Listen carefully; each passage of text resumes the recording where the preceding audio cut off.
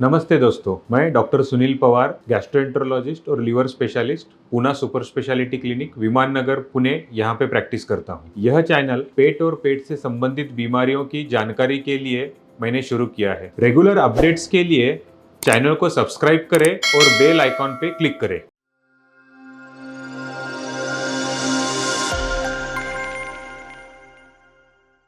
आज का टॉपिक है GERD, जिसे गैस्ट्रो इसोफेजियल रिफ्लक्स डिसीज कहते हैं। आमतौर पर इसे एसिडिटी से संबोधित किया जाता है। इसमें स्टमक का एसिड खाने की नली में ऊपर आ जाता है। उसके वजह से चेस्ट में जलन होना, डकार आना, हिचकी आना, यह सिम्टम होते हैं। इसके और लक्षणों में खांसी आना एक महत्वपूर्ण लक्षण है। गले में खराश होना, कभी कभी कान से संबंधित तकलीफें भी, नाक से संबंधित तकलीफें, तो दांतों का दर्द होना, ये भी इस बीमारी के लक्षण होते हैं। GERD या एसिडिटी, इसका सबसे महत्वपूर्ण कारण है लाइफस्टाइल चेंजेस, जिसमें तीखा मसालेदार खाना होना, कच्चा प्याज, कच्चा टमाटर, कच्चा लहसुन, कच्चा इमली का ज़्यादा मात्रा में सेवन होना, चाय, coffee, soft drinks, carbonated drinks, chocolates, इसका ज़्यादा मात्रा में सेवन होना, खाने के और सोने के बीच में कम गैप रखना, और स्ट्रेस, यह एक महत्वपूर्ण कारण है जिससे स्टमक का एसिड बढ़ता है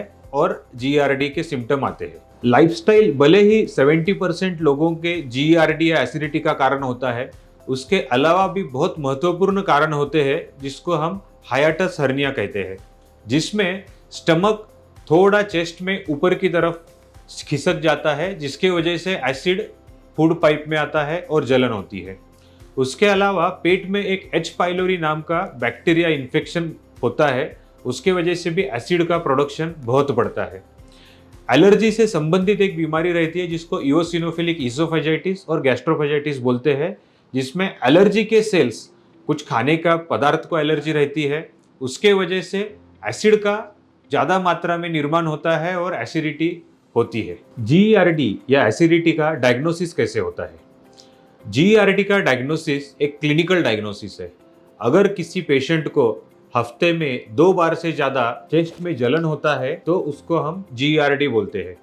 GERD के डायग्नोसिस के लिए टेस्ट की ज़रूरत नहीं होती है, वो क्लिनिकल डायग्नोसिस है।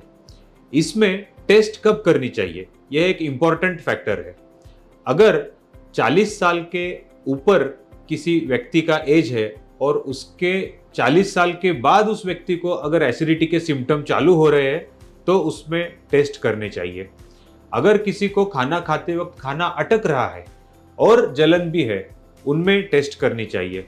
किसी पेशेंट का हीमोग्लोबिन कम हो रहा है या खून की उल्टी हो गई है या काला कलर का संडास हो रहा है, उन पेशेंट में टेस्ट करनी चाहिए।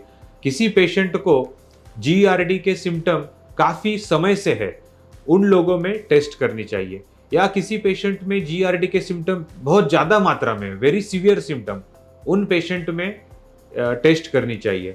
अगर किसी के घर में फूड पाइप यानी इसोफेगस का कैंसर का हिस्ट्री है, उन लोगों में GERD के लिए टेस्ट करनी चाहिए। GERD या एसिडिटी में एंडोस्कोपी एक महत्वपूर्ण टेस्ट है।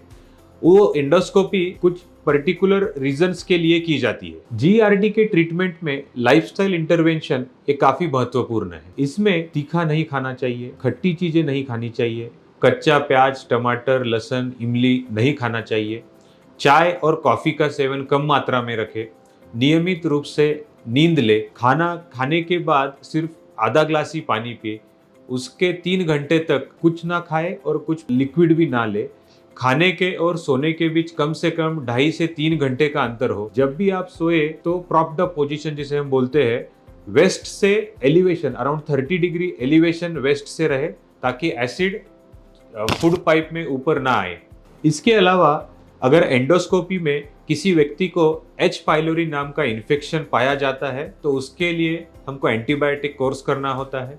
अगर हाइएटस हर्निया डिटेक्ट होता है, हाइएटस हर्निया के साइज के ऊपर उसका ट्रीटमेंट निर्भर होता है। अगर हर्निया ज़्यादा मात्रा में है, 5 या उससे ज़्यादा सेंटीमीटर बड़ा है, तो उसके लिए सर्जरी की जाती है।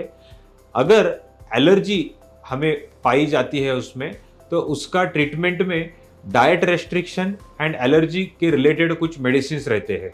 एसिडिटी के सिम्टम को कंट्रोल करने के लिए पीपीआई ग्रुप जिसे प्रोटॉन पंप इनहिबिटर कहा जाता है या पेंटोप्राजोल ग्रुप के मेडिसिन कहे जाते हैं, वो यूज किए जाते हैं, जिसमें वो मेडिसिन एसिड का प्रमाण कम करते हैं। उसके अलावा प्रोकाइनेटिक्स ग्रुप के एक मेडिसिन होते हैं जो पेट में जो भी एसिड बनता है उसको इंटेस्टाइन में आगे पुश करते हैं ताकि एसिड फूड पाइप में ऊपर ना आए। एंटासिड सिरप्स भी रहते हैं जो एसिड बना है ऑलरेडी उसको न्यूट्रलाइज करने के लिए एंटासिड सिरप यूज किया जाता है। निष्कर्ष में मैं यह कहना चाहता हूँ कि एसिडिटी या जीईआरडी एक कॉमन समस्या है। अगर इसके संबंधित आपको कोई क्वेश्चन है तो आप कमेंट बॉक्स में जरूर मेंशन करें, मैं उसको उत्तर देने का प्रयास करूंगा। यह वीडियो आपको उपयोगी लगता है तो इसको शेयर करें, लाइक करें और सब्सक्राइब करें। धन्यवाद।